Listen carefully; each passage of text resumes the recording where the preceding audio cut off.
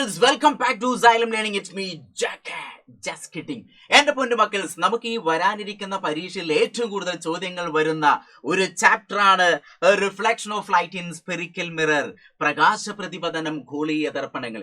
ഈ ചാപ്റ്ററിനകത്ത് നമുക്ക് ഏറ്റവും ഇമ്പോർട്ടന്റ് ആയിട്ടുള്ള ഒരു പോയിന്റിലേക്കാണ് നമ്മൾ കിടക്കുന്നത്. ഈ 4 ചിത്രങ്ങൾ നിങ്ങൾ പഠിച്ചാൽ മിറർ സെറ്റ്, അത് കോൺകേവ് ആയാലും കോൺവെക്സ് ആയാലും, ആ 4 ചിത്രങ്ങൾ പഠിക്കണമെങ്കിൽ നിങ്ങൾ മിനിമം 2 നിയമങ്ങൾ നിങ്ങൾ അറിഞ്ഞിരിക്കണം.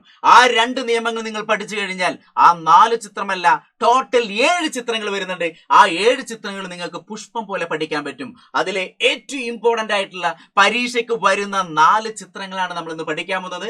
അതുകൊണ്ട് തന്നെ ഒരു കാരണവശാലും സ്കിപ്പ് ചെയ്യരുത്, മുഴുവൻ കാണാൻ ശ്രമിക്കുക, നിങ്ങളുടെ ഫ്രണ്ട്സിലേക്കും ഷെയർ ചെയ്യുക. അപ്പൊ ഏതായിരിക്കും ആ 4 ചിത്രങ്ങൾ, ഏതായിരിക്കും ആ 2 നിയമങ്ങൾ? ഇതാ നോക്കിക്കോളൂ. നമുക്ക് ഈ ഒരു ചിത്രത്തിലേക്ക് നോക്കും മക്കൾ, എല്ലാവരും ഈ ഒരു ചിത്രത്തിലേക്ക് നോക്കുക. എല്ലാവരും ഈ ചിത്രത്തിലേക്ക് നോക്കി. എന്താണ് തന്നിട്ടുള്ളത്? ഒരു കോൺകേവ് മിററും തന്നിട്ടുണ്ട്, ഒരു കോൺവെക്സ് മിററും തന്നിട്ടുണ്ട്. ആദ്യത്തെ ഒരു നിയമം എന്ന് പറഞ്ഞാൽ സമാന്തരമായിട്ട് പാരലായിട്ട് ഒരു ലൈറ്റ് വന്നാൽ അത് എപ്പോഴും ഏതിലൂടെ പോവുള്ളൂ? അത് ഫോക്കസിലൂടെ മാത്രമേ പോവുള്ളൂ. ഇതാണ് നിങ്ങൾ പഠിക്കേണ്ടത്. സമാന്തരമായിട്ട് പാരലായിട്ട് വന്നാൽ after reflection passing through focus, ഒരു ഫോക്കസിലൂടെ മാത്രമേ അത് പാസ് ചെയ്യുള്ളൂ. അപ്പൊ നമ്മൾ എന്ത് ചെയ്യുക? ജസ്റ്റ് ഇങ്ങനെ വരച്ചു വയ്ക്കുക. ഇതാ ഇത്രേ ഉള്ളൂ. എന്നിട്ടൊരു ആരോ മാർക്ക് കൊടുക്കുക. ഇതാണ് ഒരു നിയമം. ഈ നിയമം നമ്മൾ അറിഞ്ഞിരിക്കണം. അങ്ങനെയെങ്കിൽ അത് കോൺവെക്സിലാണെങ്കിലും ഗൈസ് നിങ്ങൾ ശ്രദ്ധിക്കുക, കോൺവെക്സിലാണെങ്കിലും അതേപോലെ തന്നെ. പക്ഷെ ഒരു ഒറ്റ വ്യത്യാസം മാത്രമുള്ളൂ. എന്താണ്? ഇത് ഫോക്കസിൽ നിന്ന് അകന്നു പോകുന്നതായിട്ടാണ് തോന്നുക. അതായത് പാരലായിട്ട് വന്നാൽ ഇതിങ്ങനെ റിഫ്ലക്ട് ചെയ്ത് പോകും, പാരലായിട്ട് വന്നാൽ ഇത് റിഫ്ലക്ട് ചെയ്ത് പോകും. അത് ഏതെന്ന് അകന്നു പോകുന്നു? ഫോക്കസിൽ നിന്ന് അകന്നു പോകുന്നതായിട്ട് തോന്നുന്നു. ആ ഒരു വ്യത്യാസം മാത്രമേ ഇതിനുള്ളൂ. അപ്പൊ എന്ത് ചെയ്യുന്നു? ഞാൻ ജസ്റ്റ് ഒന്ന് ഇങ്ങനെ വരച്ചു, എന്നിട്ട് എന്ത് ചെയ്യുക? ഫോക്കസിലേക്ക് ഒരു ഡോട്ട് ഇട്ട് കൊടുത്തു, ഞാൻ ഒരു ആരോ മാർക്ക് കൊടുത്തു. ഇത് കോൺകേവിലും കോൺവെക്സിലും ഒരേപോലെയാണ്. അതുകൊണ്ടാണ് ഞാൻ 2 പിക്ചറും ഒരുമിച്ച് വന്നത്. അപ്പൊ ഒന്ന് നോക്കി, എന്താണ്? പാരലായിട്ട് വന്നാൽ ഫോക്കസിലൂടെ, പാരലായിട്ട് വന്നാൽ ഫോക്കസ് അകന്നു പോകുന്നു. അതുകൊണ്ട് ഇത് റിയൽ ഫോക്കസ് ആണ്, ഇത് വെർച്വൽ ഫോക്കസ് ആണ്. അങ്ങനെയൊക്കെ വേണമെങ്കിൽ നിങ്ങൾക്ക് ചിന്തിക്കാം. രണ്ടാമത്തെ ഒരു നിയമം എന്ന് പറഞ്ഞാൽ ഈ ചിത്രത്തിലേക്ക് നോക്കുക, വളരെ ഈസി ആയിട്ടുള്ള ഒരു ലോ ആണിത്. സിയിലൂടെ വന്നാൽ, സെന്റർ ഓഫ് കർവേച്ചർ, വക്രതാ കേന്ദ്രത്തിലൂടെ വന്നാൽ അതേ പാതയിലൂടെ എന്ത് ചെയ്യും? തിരിച്ചു പോകും. അപ്പൊ നിങ്ങൾ ഇവിടെ ഒരു ആരോ മാർക്ക് മാത്രം കൊടുത്താൽ മതി. അത്രേ ഉള്ളൂ മക്കളെ, ശ്രദ്ധിക്കണം. രണ്ടാമത്തെ പോയിന്റ് എന്താണ്? സിയിലേക്ക് ഒരു ലൈറ്റ് വന്നാൽ സിയിലൂടെ തന്നെ പോകുന്നു. അപ്പൊ ഇവിടെ ഒരു ആരോ മാർക്ക് കൊടുത്തു. ഈ 2 നിയമങ്ങൾ നിങ്ങൾ ഇപ്പൊ പഠിച്ചില്ലേ? ഇനി ഇത് ഉപയോഗിച്ച് നമുക്ക് ടോട്ടൽ 7 ചിത്രങ്ങൾ വരുന്നുണ്ട്. അതിനകത്ത് ഏറ്റവും ഇമ്പോർട്ടന്റ് ആയിട്ടുള്ള 3-4 ചിത്രങ്ങളാണ് നമ്മൾ പഠിക്കുന്നത്. അപ്പൊ നോക്കിക്കോളൂ, ആദ്യത്തെ ചിത്രത്തിലേക്ക് കിടക്കാം. ഒന്നാമത്തെ ചിത്രം പരീക്ഷയ്ക്ക് സ്ഥിരം ചോദിക്കുന്ന ഒരു ചിത്രമാണ്. ഈ ചിത്രത്തിലേക്ക് നോക്കിക്കഴിഞ്ഞാൽ ഒരുപാട് കാര്യങ്ങൾ നിങ്ങൾക്ക് പറയാൻ പറ്റണം. ഒന്ന്, വസ്തുവിന്റെ സ്ഥാനം സിക്ക് അപ്പുറത്താണ്. അതുകൊണ്ടാണ് ഞാൻ ഇവിടെ ഹെഡിങ് ആയിട്ട് എന്ത് കൊടുത്തിട്ടുള്ളത്? Object beyond C. വസ്തുവിന്റെ സ്ഥാനം എവിടെയാണ്? സിക്ക് അപ്പുറം. മക്കളെ നിങ്ങൾ എല്ലാവരും എന്റെ ഒപ്പം പറഞ്ഞ്, വസ്തുവിന്റെ സ്ഥാനം എവിടെയാണ്? സിക്ക് അപ്പുറത്ത്, ബിയോണ്ട് സി എന്ന് ഓർത്ത് വയ്ക്കുക. അങ്ങനെയെങ്കിൽ വസ്തു ഇവിടെയാണെങ്കിൽ പ്രതിബിംബം എവിടെ കിട്ടിയത്? ഇമേജ് എവിടെ കിട്ടി? Between C and F. ഇത്രേ ഉള്ളൂ, വളരെ സിമ്പിൾ അല്ലെ? ഒബ്ജക്റ്റ് ഇവിടെയാണെങ്കിൽ ഇമേജ് എവിടെ കിട്ടുന്നത്? സിക്കും എഫിനും ഇടയിൽ. ഇനി ആ ഇമേജ് എങ്ങനെയാണ്? ചിത്രത്തിലേക്ക് നോക്കൂ, തല കീഴായിട്ടാണ്. തല കീഴായതൊക്കെ, ഇൻവേർട്ടൊക്കെ എന്താണ്? റിയൽ ആണ്, യഥാർത്ഥമാണ്. അതോടൊപ്പം തന്നെ ഇത് സ്മോൾ ആണ്, ചെറുതാണ്. അപ്പൊ ഇത്രയും കാര്യങ്ങളെ ഈ ഒരു പിക്ചറിൽ നിങ്ങൾക്ക് പഠിക്കേണ്ടുള്ളൂ. അപ്പൊ പരീക്ഷയ്ക്ക് ഒരു ചിത്രത്തിന്റെ പകുതി തരും, ബാക്കി കംപ്ലീറ്റ് ആക്കാൻ പറയും. 2 നിയമതാണ്. പാരലായിട്ട് വന്നു, ഫോക്കസിലൂടെ പോയി. സിയിലൂടെ വന്നാൽ സിയിലൂടെ തന്നെ പോയി. ഈ 2 ലൈനും ഇന്റർസെക്ട് ചെയ്യുന്ന ഭാഗത്ത് നമുക്ക് എന്ത് ചെയ്തു? ഇമേജ് ഫോം ചെയ്തു. അതെന്താണ്? ചെറുതാണ്, തല കീഴായതാണ്, യഥാർത്ഥമാണ്. അപ്പൊ ഫീച്ചേഴ്സ് ഓഫ് ഇമേജ് എന്ന് പറഞ്ഞാല് എന്താണ്? പൊസിഷൻ അവിടെ ബിറ്റ്വീൻ സി ആൻഡ് എഫ് ആണ്, സിക്കും എഫിനും ഇടയിലാണ്, റിയൽ ആണ്, യഥാർത്ഥമാണ്, സ്മോൾ ഇൻവേർട്ട് ആണ്, തല ചെറുതാണ്, തല കീഴായതാണ്. അപ്പൊ ഈ പോയിന്റ് ഓർത്തു വെക്കണം. ഇതാണ് ഫസ്റ്റ് പിക്ചർ. രണ്ടാമത്തെ പിക്ചറിലേക്ക് നോക്കൂ. ഇനി ഈ ചിത്രത്തിലേക്ക് നോക്കുമ്പോൾ നിങ്ങൾക്ക് തന്നെ ആൻസർ ചെയ്യാൻ പറ്റും.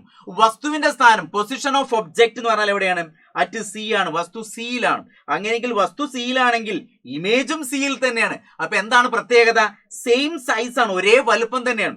തല കീഴായതാണ്. തല കീഴായതൊക്കെ ഇൻവേർട്ടൊക്കെ എന്താണ്? റിയൽ ആണ്. അപ്പൊ ഈ ഒരൊറ്റ ചിത്രത്തിൽ നിങ്ങൾക്ക് അതൊക്കെ പഠിച്ചുകൂടെ? അപ്പൊ നോക്കൂ, പാരലായിട്ട് വന്നാൽ ഫോക്കസിലൂടെ വന്നു, ഫോക്കസിലൂടെ വന്നാൽ പാരലായിട്ട് പോയി. ഇവിടെ ഒരൊറ്റ നിയമം മാത്രമേ ഉപയോഗിച്ചിട്ടുള്ളൂ. അപ്പൊ പരീക്ഷയ്ക്ക് ഒരു പിക്ചർ തന്നിട്ട് വസ്തു ഒബ്ജക്ട് സിയിലാണെങ്കിൽ ഇമേജ് എവിടെ ചോദിക്കും? അവിടെ വരയ്ക്കാൻ ഉപയോഗിക്കുന്ന നിയമം, ലോസ് ഏത് ഉപയോഗിച്ചാണ് നമ്മൾ വരച്ചത് ചോദിക്കും. അപ്പൊ എന്താണ്? പാരലായിട്ട് വന്നാൽ ഫോക്കസിലൂടെ. ഈ ഒരൊറ്റ നിയമം മാത്രമേ ഇവിടെ ഉപയോഗിച്ചിട്ടുള്ളൂ. ഗൈസെ മനസ്സിലാവുന്നുണ്ടല്ലോ? അങ്ങനെയെങ്കിൽ അതിന്റെ ഫീച്ചേഴ്സ് എന്ന് പറഞ്ഞാൽ, പൊസിഷൻ ഓഫ് ഇമേജ് എന്ന് പറഞ്ഞാൽ അറ്റ് സി തന്നെയാണ്, പ്രതിബിംബം സിയിൽ തന്നെയാണ്, യഥാർത്ഥമാണ്, തല കീഴായതാണ്, വസ്തുവിന്റെ അതേ വലുപ്പം. നേരത്തെ പ്രതിബിംബം ചെറുതായിരുന്നു, പക്ഷെ ഇവിടെ പ്രതിബിംബം ചെയ്തു same size of the object, ഒബ്ജക്റ്റിന്റെ അതേ വലുപ്പമാണ്. വളരെ ഈസി ആണല്ലോ, ഇമ്പോർട്ടന്റ് ആണ്. അങ്ങനെയെങ്കിൽ മൂന്നാമത്തെ ചിത്രം നോക്കൂ. മൂന്നാമത്തെ ചിത്രം എന്ന് പറഞ്ഞാൽ ഇവിടെ ഒബ്ജക്റ്റ് ഏതാണ്? ഈ ചിത്രം കാണുമ്പോൾ കൺഫ്യൂഷൻ വരണ്ട. തല കീഴാണെങ്കിൽ അത് ഇമേജ് ആണ്. അപ്പൊ ഇതാണ് നമ്മൾ ഒബ്ജക്റ്റ്. അപ്പൊ ഒബ്ജക്റ്റിന്റെ സ്ഥാനം, വസ്തുവിന്റെ സ്ഥാനം എവിടേക്കാണ്? സിക്കും എഫിനും ഇടയിൽ. വസ്തുവിന്റെ സ്ഥാനം എവിടെയാണ്? സിക്കും എഫിനും ഇടയിലാണ് വസ്തു നിൽക്കുന്നത് വിചാരിക്കുക. അങ്ങനെയെങ്കിൽ രണ്ട് നിയമം, ഒന്ന് പാരലായിട്ട് വന്നു, ഫോക്കസിലൂടെ പോയി. സിയിലൂടെ വന്നു, സിയിലൂടെ തന്നെ പോയി. അപ്പൊ ഈ രണ്ട് ലൈൻസും മീറ്റ് ചെയ്യുന്ന പോയിന്റ് എന്ന് പറഞ്ഞാൽ ഇവിടെയാണ്.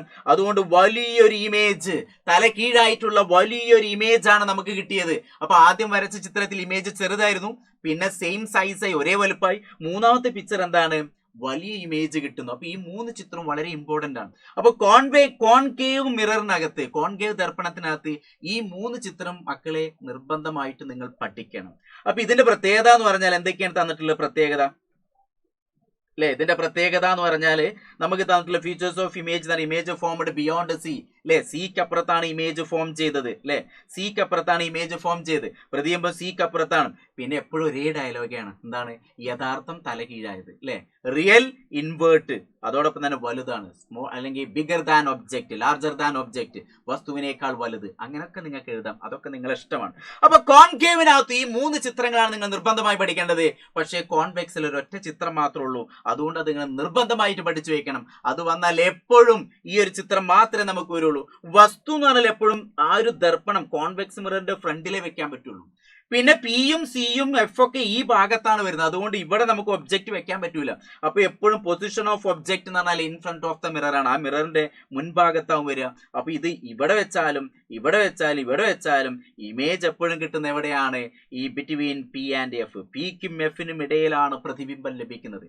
ഇവിടെ നമ്മൾ ചെയ്യുന്ന പാരലായിട്ട് വന്നാൽ ഫോക്കസ് നകന്നു പോകുന്നു, സിയിലേക്ക് വന്നാൽ സിയിലൂടെ തന്നെ പോകുന്നു. അപ്പൊ ഈ രണ്ട് ലൈറ്റും കൂടിച്ചേരുന്ന ഭാഗത്താണ് നമുക്കൊരു വളരെ മനോഹരമായ ഒരു ഇമേജ് കിട്ടുന്നത്. അപ്പൊ കോൺവെക്സിൽ മക്കളെ ഈ ഒരു ചിത്രം മാത്രമേ പഠിക്കാനുള്ളൂ. അതുകൊണ്ട് ഇത് നിർബന്ധമായിട്ടും പഠിക്കണം. കാരണം എന്താന്ന് ചോദിച്ചാൽ ഇവിടെ എപ്പോഴും ഇറക്റ്റ്, നിവർന്നതും, സ്മോൾ, അതോടൊപ്പം തന്നെ വെർച്വൽ ഇമേജ് ആണ് കിട്ടുക. അതുകൊണ്ട് തന്നെ വാഹനങ്ങളിൽ ഉപയോഗിക്കുന്ന റിയർ വ്യൂ മിറർ, നമ്മുടെ വാഹനങ്ങളിലൊക്കെ കണ്ണാടികൾ ഉണ്ടാവില്ലേ, അതൊക്കെ നമ്മൾ ഏതാണ് ഉപയോഗിക്കുന്നത്? കോൺവെക്സ് മിറർ ആണെന്ന് ഓർത്ത് വയ്ക്കുക. അതുകൊണ്ട് റിയർ വ്യൂ മിറർ എന്ന് പറഞ്ഞാൽ കോൺവെക്സ് ആണ്. അപ്പൊ ആ കോൺവെക്സ് മിററിന്റെ ഇമേജിന്റെ പ്രത്യേകത എന്താ ചോദിക്കും? എന്താണ്? നിവർന്നതാണ്, ചെറുതാണ്, അതോടൊപ്പം തന്നെ വെർച്വൽ ആണ്, മിഥ്യയാണെന്ന് ഓർത്ത് വയ്ക്കാം. ഇറക്റ്റ് ആണ്, വെർച്വൽ ആണ്, സ്മോൾ ഒബ്ജക്റ്റ് ആണ് അല്ലെ? സ്മോൾ ഒബ്ജക്റ്റ് അല്ല, സ്മോൾ ഇമേജ് ആണ് കിട്ടുന്നത്. അല്ലെങ്കിൽ സ്മോളർ ദാൻ ഒബ്ജക്റ്റ് അല്ലെ? ഒബ്ജക്റ്റിനേക്കാൾ ചെറിയ പ്രതിബിംബം. അപ്പൊ ഈ ഒരു പ്രത്യേകതയും ഓർത്ത് വയ്ക്കാം. അപ്പൊ image formed behind the mirror, ദർപ്പണത്തിന് പിന്നിലാണെന്ന് പറയാം, അല്ലെങ്കിൽ ബിറ്റ്വീൻ പി ആൻഡ് എഫ് എന്ന് പറയാം. അതേപോലെ തന്നെ വെർച്വൽ ആൻഡ് ഇറക്റ്റ് ആണ്, പ്രതിബിംബം ദർപ്പണത്തിന് പിന്നിലാണ്, മിഥ്യാ പ്രതിബിംബം നിവർന്നത്.